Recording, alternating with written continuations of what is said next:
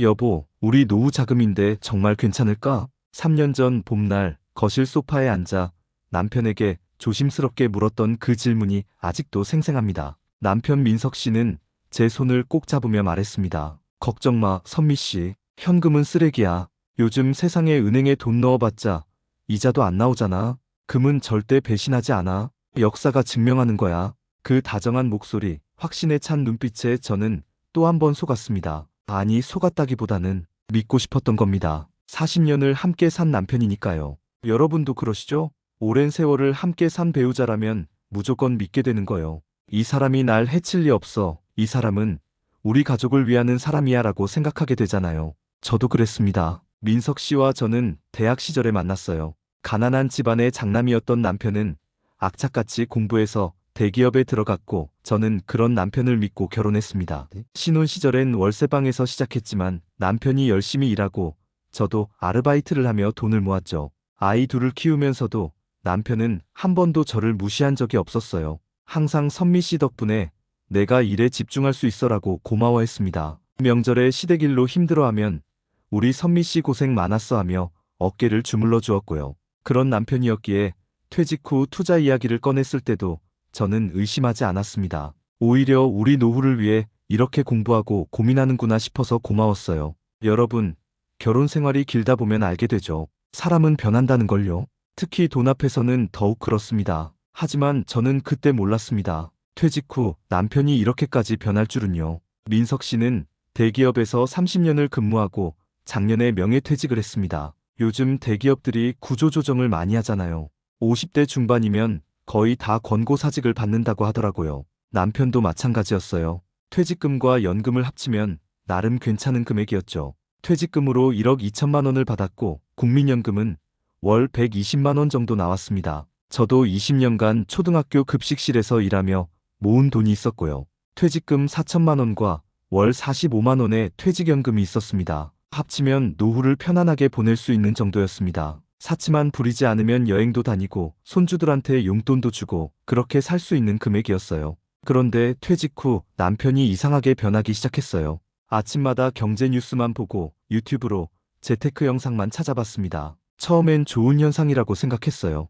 우리 노후를 위해 공부하는구나 싶었죠. 선미 씨, 이거 봐. 이 사람 말이 되게 정확해. 금값이 앞으로 계속 오를 거래. 남편은 유튜브 영상을 보여주며 흥분했어요. 화면엔 금투자 전문가라는 사람이 나와서 그래프를 보여주며 설명하고 있었죠. 미국 달러는 계속 약세고 전 세계적으로 경제 불안이 커지고 있어요. 이럴 때 안전자산인 금으로 자금이 몰립니다. 지금이 기회입니다. 선미 씨, 우리 이대로는 안 돼. 물가는 계속 오르는데 우리 돈은 그대로잖아. 뭔가 해야 해. 남편의 말이 틀린 건 아니었어요. 실제로 마트 가격도 오르고 병원비도 만만치 않았으니까요. 작년에 제가 건강검진 받고 대장 용종 제거했는데 그것만 해도 100만 원이 넘게 나왔거든요. 그래서 저도 귀를 기울였습니다. 그래, 뭔가 대비는 해야겠지 싶었어요. 금이랑 은에 투자하면 어떨까? 지금 전 세계적으로 금값이 계속 오르고 있어. 달러 가치는 떨어지고 우크라이나 전쟁도 있고 중동 정세도 불안하고 이럴 때 금은 안전자산이야. 절대 망하지 않아. 남편은 매일같이 저를 설득했습니다. 탁자 위에 경제신문을 펼쳐놓고 금값 그래프를 보여주며 전문가들의 예측을 읽어주었죠. 여기 봐, 블룸버그에서도 금값이 온스당 2,500달러까지 갈 거래. 지금이 1,800달러니까 거의 40% 오르는 거야. 우리 돈을 은행에 넣어봤자 이자가 2%밖에 안 되잖아. 금에 투자하면 1년 만에 40%를 벌 수 있다고. 수학적으로 계산하면 맞는 말이었어요. 2억을 은행에 넣으면 1년에 이자가 400만 원. 근데 금에 투자하면 8천만 원을 벌 수 있다는 거죠. 여러분도 아시잖아요. 부부 사이에서 한쪽이 계속 설득하면 결국 지치게 되는 거요. 특히 저희 세대 여자들은 남편이 하자는 대로 따라가는 게 미덕이라고 배워왔으니까요. 알았어요, 여보. 근데 전부 다 넣는 건 위험하지 않을까? 달걀을 한 바구니에 담지 말라고 하잖아요. 아니야, 선미 씨. 생활비는 따로 남겨두고 굴리지 않는 돈만 넣는 거야. 우리 집도 너무 크잖아. 아이들도 다 나갔는데 방 4개짜리가 무슨 소용이야? 큰애는 결혼해서 인천에 살고 작은애는 미국에 있는데 이 큰 집을 우리 둘이 뭐하러 쓰냐고. 남편 말도 일리가 있었어요. 실제로 집이 너무 컸거든요. 애들 방 2개는 물건 창고가 되어 있었고 거실도 넓어서 청소하기 힘들었어요. 작은 아파트로 옮기고 차액은 투자하자고. 어차피 우리 나이에 큰 집 필요 없어. 관리도 힘들고. 그렇게 우리는 25년을 살던 집을 팔았습니다. 추억이 가득했던 그 집이요. 아이들이 뛰놀던 거실, 명절마다 온 가족이 모이던 넓은 주방, 손주들이 올 때마다 재워주던 방들 모두 정리했습니다. 집을 비우는 날 저는 빈 거실에 서서 한참을 울었어요. 벽에 남은 아이들 키 재던 자국, 현관 신발장에 붙어있던 유치원 때 그림, 작은 애가 초등학교 때 엄마 생일이라고 그려준 카드, 모든 게 떠올랐습니다. 선미 씨, 울지 마. 추억은 가슴에 있는 거지집에 있는 게 아니야. 우리 새 출발하는 거야. 남편이 제 어깨를 안아주며 말했어요. 그때까지만 해도 남편은 다정했습니다. 새로 이사간 곳은 방 2개짜리 작은 아파트였어요. 평수로 치면 예전 집의 절반도 안 되는 크기였죠. 하지만 남편 말대로 우리 둘이 살기엔 충분했습니다. 차액으로 1억 2천만 원이 남았죠. 거기에 제 퇴직금 4천만 원, 남편 퇴직금 8천만 원을 합쳐서 총 2억 4천만 원을 금과 은에 투자했습니다. 선미 씨, 금 70%, 은 30%로 가는 거야. 금은 안정적이고 은이 변동성이 크긴 한데 그만큼 수익률도 좋거든. 전문가들도 이렇게 포트폴리오 구성하래. 남편은 마치 전문가라도 된 양 척척 진행했습니다. 실물 금괴도 샀어요. 백지짜리 금괴 20개를 샀습니다. 은행 금고에 보관하는 거였죠. 금괴를 처음 받아봤을 때의 그 느낌이 아직도 생생해요. 작은데 무겁고 반짝거리는 게 정말 자산이라는 느낌이 들었거든요. 이게 우리 노후를 책임질 거야, 선미 씨. 남편이 금괴를 쓰다듬으며 말했어요. 마치 아기를 보듯이 조심스럽게 다루더라고요. KRX 금 현물도 샀어요. 이건 실물은 아니지만 금값에 연동되는 거래소 상품이었죠. 그리고 은 ETF도 샀습니다. 전부 합쳐서 금에 1억 7천만 원, 은에 7천만 원을 넣었어요. 투자 초기엔 정말 좋았어요. 금값이 매일같이 올랐거든요. 온스당 1,800달러였던 금값이 일주일 만에 1,850달러가 되었고 한 달 후엔 1,900달러를 넘었습니다. 남편은 휴대폰 앱으로 수시로 금값을 확인했어요. 아침에 일어나자마자, 점심 먹을 때, 저녁 뉴스 볼 때, 하루에도 몇십 번씩 확인했죠. 선미 씨, 오늘 또 올랐어. 우리 벌써 1,000만 원 벌었어. 남편이 신이 나서 소리쳤어요. 정말 행복해 보였습니다. 그리고 저한테 더 잘해줬어요. 선미 씨, 오늘 내가 설거지할게. 당신은 쉬어. 선미 씨, 저녁에 뭐 먹고 싶어? 내가 사올게. 선미 씨, 우리 다음 달에 여행 갈까? 제주도 어때? 매일 아침 금 시세를 확인하며 제게 커피를 타주었습니다. 그때만 해도 남편은 정말 다정했어요. 금값이 오르는 만큼 남편의 다정함도 올랐습니다. 2달이 지났을 때 금값은 온스당 2,000달러를 넘어섰어요. 우리 투자금은 2억 4천에서 2억 7천만 원이 되었죠. 3천만 원을 번 겁니다. 선미 씨, 봐. 내 말이 맞았지? 금은 절대 배신 안 해. 이제 3천만 원 벌었어. 조금만 더 오르면 우리 크루즈 여행 가자. 지중해 크루즈 어때? 이탈리아, 그리스, 터키 도는 거 있던데. 크루즈 여행은 저희 부부의 로망이었어요. 젊었을 때는 돈이 없어서 못 갔고 돈이 좀 생기니까 이젠 나이가 들어서 언젠가는 가보고 싶었던 여행이었죠. 정말요?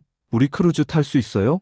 당연하지. 5천만 원만 더 벌면 가자. 1등급으로 타는 거야. 우리 이제 여유 있잖아. 그땐 그 말이 영원할 줄 알았습니다. 남편의 다정함도, 금값의 상승도요. 3달째, 금값은 온스당 2,100달러를 찍었습니다. 우리 투자금은 거의 3억 원에 육박했어요. 반년 만에 6천만 원을 번 겁니다. 주변에서도 부러워했어요. 탁구장에서 만난 친구들이 물어봤대요. 민석 씨, 요즘 표정이 왜 이렇게 좋아? 무슨 좋은 일 있어? 하하, 그냥 건강해서 그래. 요즘 운동 열심히 하거든. 남편은 금 투자 이야기는 안 했대요.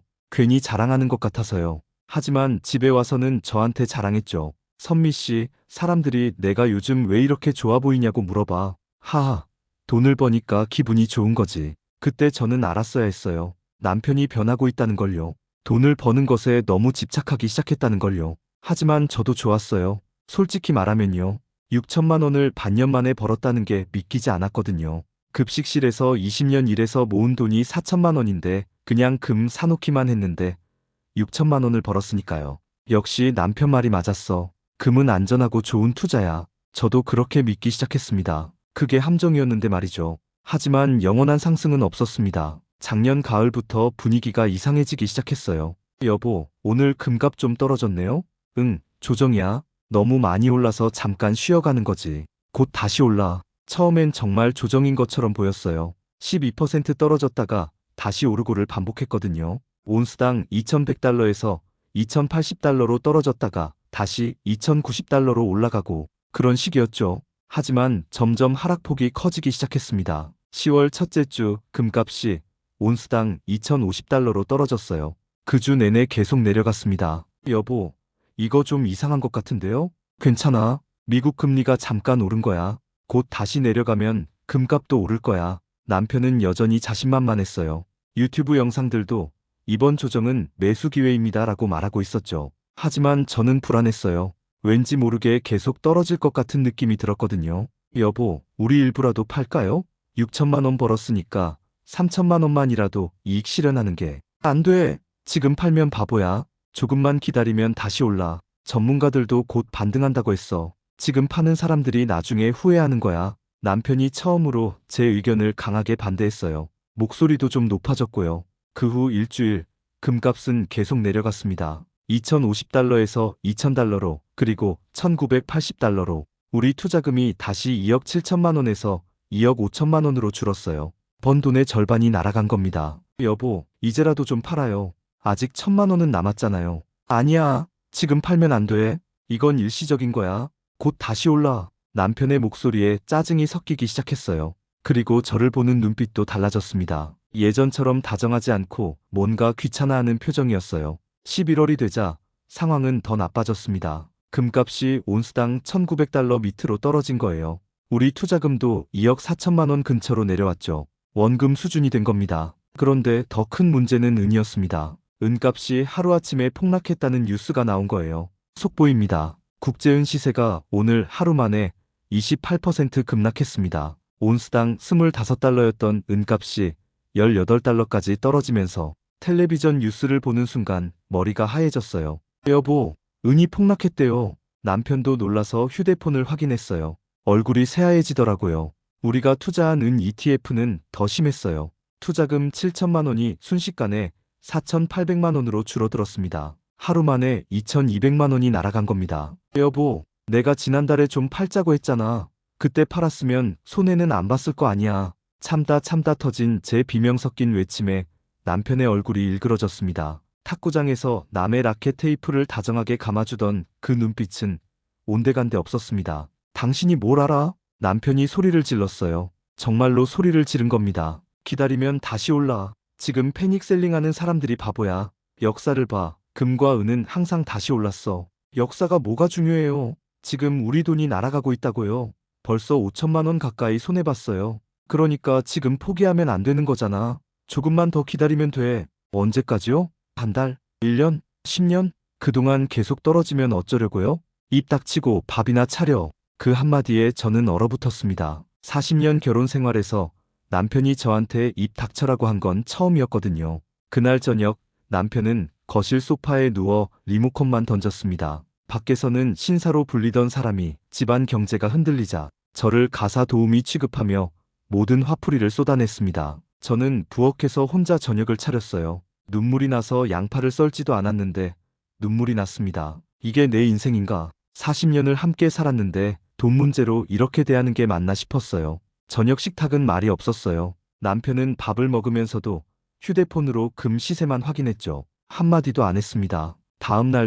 그 다음 날도 분위기는 계속 나빴어요. 금값은 계속 떨어졌고 남편의 기분도 계속 나빠졌습니다. 온스당 1900달러였던 금값이 1850달러로 1800달러로 계속 내려갔어요. 그리고 은값도 계속 떨어졌습니다. 잠깐 18달러에서 20달러로 올랐다가 다시 17달러로 떨어지고 우리 투자금은 2억 4천만 원에서 2억 1천만 원으로 그리고 1억 9천만 원으로 줄어들었습니다. 한 달 만에 5천만 원이 날아간 겁니다. 제가 20년 일해서 모은 돈이 한 달 만에 증발했어요. 여보, 제발 이제 팔아요. 더 떨어지기 전에. 안 돼. 왜요? 이유라도 말해줘요. 지금 팔면 손실이 확정되는 거야. 안 팔고 있으면 언젠가 오를 수 있어. 그러니까 절대 팔면 안 돼. 남편의 논리였습니다. 팔지 않으면 손실이 아니라는 거죠. 하지만 저는 알았어요. 그게 자기 합리화라는 걸요. 시세가 떨어질수록 집안 공기는 차가워졌습니다. 한겨울 냉동실보다 더 차가웠어요. 아침마다 남편은 침대에서 일어나자마자 휴대폰을 켰습니다. 금값 확인이 일상의 첫 번째 일이 된 거죠. 제 얼굴을 보는 것보다, 아침 인사를 하는 것보다 금값이 먼저였어요. 그리고 떨어진 걸 확인하면 한숨부터 쉬었어요. 또 떨어졌네. 그 한숨 소리 하나에 온 집안이 얼어붙었습니다. 좋은 아침이에요, 여보. 제가 먼저 인사를 해도 대답이 없었어요. 그냥 한숨만 쉬고 화장실로 들어가 버렸죠. 아침 식탁도 말이 없었어요. 예전엔 오늘 날씨 좋네, 김치가 잘 익었네, 그런 소소한 이야기들이 있었는데 이젠 완전히 조용했습니다. 남편은 밥을 먹으면서도 휴대폰만 봤어요. 금 관련 뉴스, 유튜브 영상, 전문가 분석, 아침부터 그것만 보는 겁니다. 여보, 커피 드릴까요? 대답도 없었어요. 그냥 고개를 끄덕이거나 아니면 아예 반응이 없었죠. 밖에서 남편은 여전히 허허, 금이야, 언젠가 오르겠죠 라며 여유 있는 척했습니다. 탁구장 사람들한테는 저는 장기 투자하는 사람이라서요. 단기 변동은 신경 안 써요 하며 웃었대요. 심지어 탁구장 친구들한테 금 투자를 권유하기도 했대요. 지금이 기회야. 많이 떨어졌을 때 사야 나중에 수익이 크지. 나도 지금 더 살까 생각 중이야. 밖에서는 자신만만하고 여유로운 투자자였던 겁니다. 하지만 집에 들어오면 달랐어요. 현관문을 열고 들어서는 순간부터 얼굴이 굳었습니다. 저녁은 준비 중이에요. 뭐 하는 거야? 벌써 7시인데. 예전엔 선미 씨 힘들었지? 내가 설거지하게 하던 사람이에요. 이제는 밥상 차리는 시간이 5분만 늦어도 짜증을 냈습니다. 어느 날은 제가 친구 만나고 늦게 들어왔어요. 한 달에 한 번 보는 친구였는데 그날따라 이야기가 길어져서 8시쯤 집에 도착했죠. 남편은 소파에 누워 있었어요. 저녁은요? 미안해요. 친구 만나느라 늦었어요. 금방 할게요. 친구가 뭐가 중요해? 집에 와서 밥부터 해야지. 네. 저는 더 이상 말대꾸하지 않았어요. 해봤자 싸움만 될 것 같았거든요. 부엌에서 급하게 저녁을 준비하는데 눈물이 났어요. 내가 뭐 하는 짓인가 싶었죠. 60이 넘은 나이에 눈치 보면서 밥을 하고 있다는 게 서러웠습니다. 더 충격적이었던 건 생활비 문제였어요. 투자한 돈을 당장 쓸 순 없으니 월 생활비는 우리 연금으로 충당해야 했거든요. 남편 국민연금 월 120만 원, 제 급식실 퇴직연금 월 45만 원, 합쳐서 165만 원 정도였죠. 원래는 이 돈으로 충분히 살 수 있었어요. 집도 줄였고 큰 돈 쓸 일도 없었으니까요. 식비, 관리비, 통신비, 병원비 정도만 나갔거든요. 그런데 어느 날 제 통장을 확인해 보니 돈이 빠져나간 거예요. 여보, 제 연금 통장에서 돈이 빠져나갔는데요. 이번 달에만 80만 원이.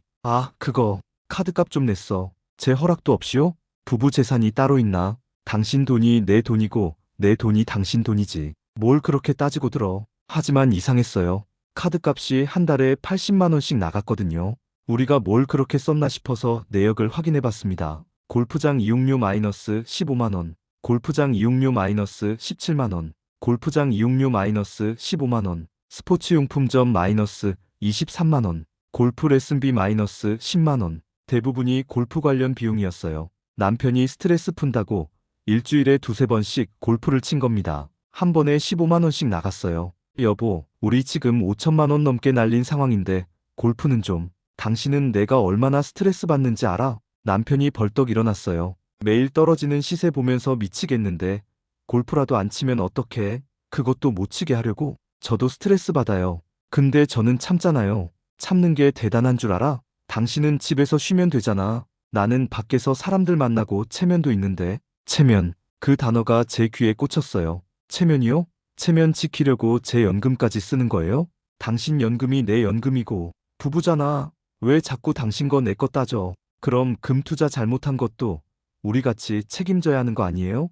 왜 그건 제 탓이라고 하면서 돈 쓸 때는 우리 돈이래요? 말이 나온 김에 다 쏟아냈어요. 참았던 말들이 터져나왔습니다. 남편의 얼굴이 불그락푸르락했어요. 하지만 대꾸를 못하더라고요. 자기도 말이 안 된다는 걸 알았던 거죠. 그날부터 남편은 아예 저하고 말을 안 했어요. 필요한 말만 최소한으로 하는 겁니다. 밥, 국간 맞아? 리모컨. 일주일을 그렇게 지냈어요. 한 지붕 밑에 살면서 남남처럼 지낸 겁니다. 여러분, 이해되세요? 돈을 잃는 것보다 더 무서운 게 뭔지 아세요? 평생 믿고 살았던 사람이 변하는 겁니다. 그것도 가장 힘들 때 말이죠. 냉전이 2주쯤 지났을 때였어요. 어느 날 오후 은행에서 전화가 왔습니다. 고객님, 담보대출 심사가 완료되었습니다. 내일 방문하셔서 서류 작성하시면 됩니다. 네? 무슨 대출이요? 고객님 명의 금괴 담보대출이요. 배우자분께서 신청하셨는데요. 그 순간 머리가 하얘졌습니다. 손이 떨려서 휴대폰을 떨어뜨릴 뻔했어요. 여보, 이게 무슨 짓이에요? 저녁 먹다 말고 소리를 질렀습니다. 남편은 숟가락을 놓더니 태연하게 말했어요. 아, 그거 물타기 하려고. 지금이 기회야. 제 허락도 없이 제 명의로 대출을요? 공동명의 금괴니까 내 명의로도 할 수 있어. 법적으로 문제 없어. 변호사한테 확인도 했고 남편은 준비를 다 해놨던 겁니다. 법률 검토까지 마친 상태였어요. 물타기, 떨어진 가격에 추가로 매수해서 평균 단가를 낮추는 투자 기법이죠. 이론적으로는 맞는 말이에요. 예를 들어 100만 원의 금을 샀는데 80만 원으로 떨어졌다면 80만 원에 똑같은 양을 더 사면 평균 단가가 90만 원이 되는 겁니다.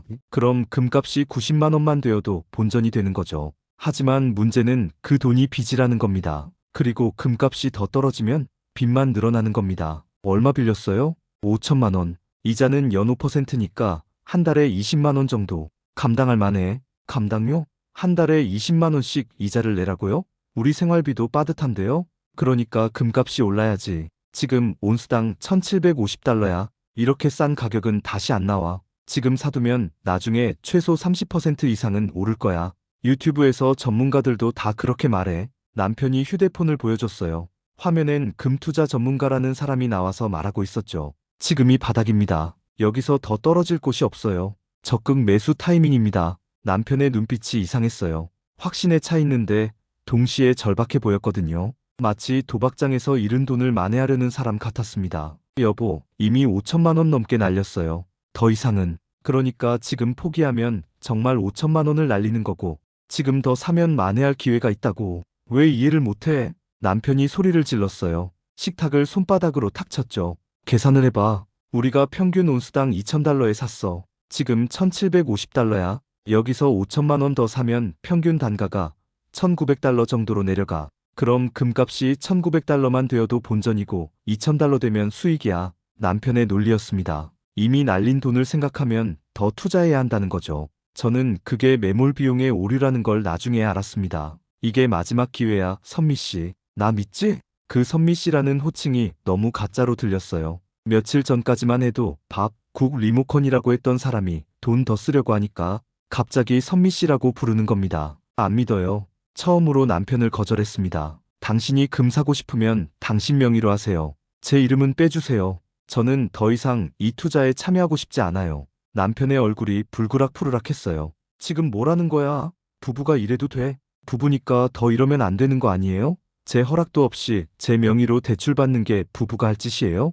이건 우리 노후를 위한 거야. 내가 나쁜 짓 하는 거 아니라고. 노후요? 지금 노후를 망치고 있잖아요. 결국 큰 싸움이 났어요. 40년 결혼 생활에서 가장 큰 싸움이었습니다. 당신은 항상 그래. 중요한 결정을 할 때마다 겁부터 먹고. 그러니까 우리가 평생 이 모양이지. 남편이 하지 말아야 할 말을 했어요. 이 모양이요? 우리가 이 모양인 건 제 탓이에요? 당신이 금 투자하자고 해서 집까지 줄여서 투자한 거 아니에요? 내가 언제 강요했어? 당신도 동의했잖아. 동의가 아니라 설득당한 거죠.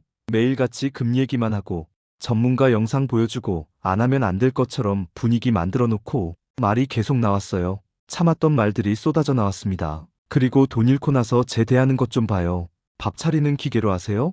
골프는 마음대로 다니면서 제가 친구 만나는 건 늦었다고 뭐라 하고 그게 같아? 나는 스트레스 풀려고 가는 거고 당신은 그냥 수다 떨려고 가는 거잖아. 제 스트레스는 안 중요해요? 저도 5천만 원 날렸다고요. 제 돈도 날아갔어요. 그때 남편이 한 말이 결정타였어요. 당신 돈? 원래 당신이 그렇게 많이 벌었어? 급식실에서 종일 일해봤자 한 달에 100몇십만 원 버는 거 나도 알아. 대부분 내 월급으로 산 거야. 그 순간 뭔가 끊어지는 소리가 들렸어요. 제 마음속에서요. 40년간 집안일하고 아이들 키우고 시댁일하고 그러면서도 틈틈이 일해서 모은 돈이었어요. 비록 남편 월급보다 적었을지 몰라도 제 땀과 노력으로 번 돈이었죠. 그런데 그걸 당신이 그렇게 많이 벌었어? 라고 말하는 겁니다. 알았어요. 저는 조용히 말했어요. 당신이 금 사고 싶으면 사세요. 근데 저는 빠질게요. 제 명의로는 더 이상 대출도 투자도 하지 마세요. 지금 뭐 하는 거야? 제가 모은 돈이 얼마 안 된다면서요? 그럼 제목만 정리할게요. 당신은 당신 목 가지고 계속하세요. 그날 밤 저는 방에 들어가서 한참을 울었어요. 서럽기도 하고 화도 나고 그러면서도 한편으론 시원했어요. 처음으로 제 의견을 분명히 말했으니까요. 결국 남편은 혼자 대출을 받았습니다. 본인 명의로요. 그리고 5천만 원을 또 금에 넣었어요. 저는 반대하지 않았어요. 이미 말해봤자 소용없다는 걸 알았으니까요. 대신 저는 제 계획을 세우기 시작했습니다. 혼자서요. 하지만 운명의 장난일까요? 남편이 대출받아서 금을 산 그 다음 주부터 금값이 더 떨어지기 시작했습니다. 온스당 1750달러였던 금값이 1700달러로 떨어졌어요. 그리고 그 다음 주엔 1650달러. 유튜브 전문가들은 여전히 조금만 더 기다리면 반등합니다라고 했지만 시장은 그들의 말을 들어주지 않았습니다. 남편은 말이 없어졌습니다. 아예 저하고 대화를 안 했어요. 집안은 완전히 냉전 상태가 되었습니다. 아침에 일어나도 인사 없고 밥 먹을 때도 말이 없고 저녁에도 각자 방에서 시간을 보냈죠. 가끔 남편 방에서 들리는 건 유튜브 재테크 영상 소리뿐이었어요. 이번이 진짜 마지막 바닥입니다. 여기서 더 떨어질 곳이 없습니다. 곧 반등합니다. 지금 파는 사람들이 나중에 후회합니다. 금은 영원합니다. 믿고 기다리세요. 그런 희망적인 말들만 들으며 남편은 버티고 있었습니다. 어느 날 저녁 우연히 남편의 노트를 봤어요. 거실 탁자 위에 놓여 있었는데 금 투자 일지였더라고요. 2월 15일 마이너스 금 온스당 1800달러에 1억 7천만 원 투자. 3월 20일 마이너스 은 온스당 24달러에 7천만 원 투자. 11월 10일 마이너스 금 추가 매수 온스당 1750달러에 5천만 원 투자 대출. 그리고 매일매일 금값과 평가액을 적어놨어요. 떨어지는 숫자들만 가득했죠. 마지막 페이지에 큰 글씨로 이렇게 적혀 있었어요. 반드시 만회한다. 포기하지 않는다. 그걸 보는 순간 남편이 불쌍하기도 했어요. 스스로를 다독이며 버티고 있구나 싶었죠. 하지만 동시에 화가 났어요. 저한테는 그렇게 차갑게 대하면서 금에 대해서만은 이렇게 집착하고 있다는 게요. 저는 그때 깨달았습니다. 남편이 지키고 싶었던 건 우리의 노후가 아니라 자신의 체면과 자존심뿐이었다는 것을요. 금값이 폭락하자 그 사람의 인격도 함께 바닥을 쳤습니다. 12월이 되었을 때 우리 자산 상황은 이랬어요. 원금 2억 4천만 원, 저축 5천만 원, 대출 2억 9천만 원, 현재 평가액 약 1억 7천만 원, 손실 약 7천만 원, 원금 대비 매월 이자 20만 원, 7천만 원이 날아갔어요. 그리고 매달 20만 원씩 이자를 내야 했죠. 제가 20년 일해서 번 돈보다 더 많은 금액이 사라진 겁니다. 어느 날 밤 잠이 오지 않아 거실에 앉아 있었습니다. 창밖으로 달이 떠 있었어요. 나는 왜 이렇게 살고 있을까? 평생 남편을 믿고 따라왔습니다. 좋은 남편이었고 좋은 아빠였으니까요. 하지만 지금 이 사람은 제가 알던 그 사람이 아니었어요. 돈이 있을 땐 저를 선미 씨라고 부르며 존중했지만 돈이 날아가자 저는 그냥 밥 해주는 사람이 된 겁니다. 더 이상은 안 되겠다 싶었습니다. 다음 날 아침 저는 결심했어요. 더 이상 이렇게 살 수 없다고요. 남편이 골프 가고 없는 사이 저는 서랍 속 서류들을 정리했습니다. 금투자 서류, 대출 서류, 통장 내역 모든 걸 복사했어요. 그리고 동사무소에 가서 가족관계 증명서도 떼고 혼인관계 증명서도 떼고 재산 관련 서류도 준비했습니다. 준비를 마친 후 저는 무료 법률 상담소를 찾아갔습니다. 변호사님, 이혼하고 싶습니다. 제 입에서 그 말이 나올 줄은 저도 몰랐어요. 40년 결혼 생활을 정리하겠다는 건 쉬운 결정이 아니었거든요. 하지만 변호사님은 차분히 들어주셨어요. 저는 그동안의 이야기를 다 털어놨습니다. 금투자 이야기, 허락 없이 대출받은 이야기, 남편이 변한 이야기, 제 연금을 마음대로 쓴 이야기. 부인께서 잘못하신 건 없어요. 변호사님이 말씀하셨어요. 13,330. 배우자의 동의 없이 공동재산을 임의로 처분하거나 대출을 받는 건 문제가 될 수 있습니다. 특히 배우자 명의로 무단으로 대출을 시도한 건 더욱 그렇고요. 재산 분할 소송에서 유리할 수 있어요. 그 말을 듣는 순간 눈물이 났습니다. 제가 이상한 게 아니었구나. 제 분노가 정당한 거였구나. 그리고 부인, 이혼은 신중하게 결정하셔야 해요. 40년 결혼 생활이면 긴 세월이니까요. 상담이나 별거 같은 다른 방법도. 아니요, 변호사님. 이미 결정했어요. 한 달 동안 준비했습니다. 필요한 서류도 준비하고 제 마음도 다잡았죠. 그리고 어느 날 저녁 남편에게 이혼 서류를 내밀었어요. 여보, 우리 이혼해요. 남편은 처음엔 믿지 못하는 표정이었어요. 손에 들고 있던 리모컨을 떨어뜨렸죠. 뭐, 갑자기 무슨 소리야? 갑자기가 아니에요. 몇 달 동안 생각했어요. 더 이상은 못 살겠어요. 금값 때문에, 돈 때문에 이혼하자고? 당신 미쳤어? 남편은 여전히 이해를 못 하더라고요. 돈 문제가 아니에요. 당신이 변해서예요. 당신은 이제 제 동반자가 아니라 제 적이에요. 지금 팔면 손해야. 조금만 더 기다리면 금값 오를 거야. 그럼 다 해결돼. 남편은 여전히 금 얘기만 했어요. 제 마음은 전혀 이해하지 못하는 겁니다. 더 이상 기다리지 않을 거예요. 금값이 올라도 내려도 저는 당신이랑 더 이상 못 살아요. 제 목소리는 단호했습니다. 처음으로 제 인생의 주인이 된 기분이었어요. 남편은 며칠 동안 설득하려고 했어요. 때론 화를 내고, 때론 애원하고, 때론 회유하고, 하지만 저는 흔들리지 않았습니다. 이미 결정한 일이었으니까요. 결국 조정 이혼으로 정리되었습니다. 법원에서 조정위원님들 앞에서 합의를 본 거죠. 재산 분할 협상이 쉽지는 않았어요. 남편은 금값이 오르면 갚을 수 있으니까 대출은 내가 책임지겠다고 했지만 저는 반대했습니다. 지금 정리하고 싶어요. 결국 남은 금과 은을 모두 팔기로 했어요. 대출금 갚고 남은 돈을 반반 나누기로요. 금과 은을 정리하는 날 남편의 얼굴이 창백했어요. 투자 원금 2억 4천만 원이었는데 대출 이자 포함해서 정리하고 나니 1억 6천만 원 정도만 남았거든요. 거의 8천만 원이 날아간 겁니다. 그걸 반반 나눠서 저는 8천만 원을 받았어요. 제가 처음에 넣은 돈이 4천만 원이었으니 절반이 날아간 셈이죠. 하지만 제 마음은 오히려 홀가분했습니다. 이혼이 확정된 후 저는 작은 아파트를 알아봤어요. 방 2개짜리, 혼자 살기 딱 좋은 크기의 집이었죠. 8천만 원 중 6천만 원으로 전세를 얻었어요. 남은 2천만 원은 은행 정기예금에 넣었고요. 큰 돈은 아니지만 이제 이 돈은 온전히 제 돈이었습니다. 누구 눈치 볼 필요 없이 제가 관리하는 돈이요. 매달 연금 45만 원으로 조촐하게 살고 있습니다. 부자는 아니지만 마음은 편합니다. 아침에 일어나면 제가 좋아하는 재즈 음악을 틀어요. 예전엔 남편이 싫어해서 못 들었던 음악이죠. 커피를 천천히 내려 마시고 베란다에 앉아 책을 읽어요. 누가 밥이라고 부를 일도 없고 금값 확인하느라 한숨 쉬는 소리를 들을 필요도 없어요. 점심은 간단히 먹고 오후엔 동네 문화센터에서 수채화를 배우러 가요. 한 달에 5만 원인데 제 돈으로 당당하게 등록했죠. 저녁엔 친구들을 만나기도 해요. 이제 누구 눈치도 안 봐요. 8시에 들어오든 9시에 들어오든 제 마음이니까요. 가끔 남편 생각이 나기도 해요. 40년을 함께 살았으니까요. 그 사람은 지금 어떻게 살고 있을까? 금값은 올랐을까? 대출은 다 갚았을까? 하지만 오래 생각하지는 않아요. 이제 그건 제 일이 아니니까요. 대신 저는 제 인생을 생각합니다. 남은 인생을 어떻게 살아갈까? 뭘 하고 싶을까? 어디 가보고 싶을까? 60이 넘었지만 이제야 제 인생이 시작된 것 같아요. 여러분께 제 이야기를 들려드린 이유는 단 하나예요. 돈은 중요합니다. 노후 자금도 중요하고 투자도 필요할 수 있어요. 하지만 가장 중요한 건 여러분 자신의 평온한 일상입니다. 금값이 오르든 내리든 주식이 오르든 내리든 그것 때문에 여러분의 마음이 무너지면 안 됩니다. 더욱이 그것 때문에 가장 소중한 사람과의 관계가 깨지면 안 되고요. 여러분, 지금 금을 팔아야 할지 말지 고민이신가요? 투자 때문에 배우자와 다투고 계신가요? 한번 물어보세요. 정말 지키고 싶은 게 뭔지요?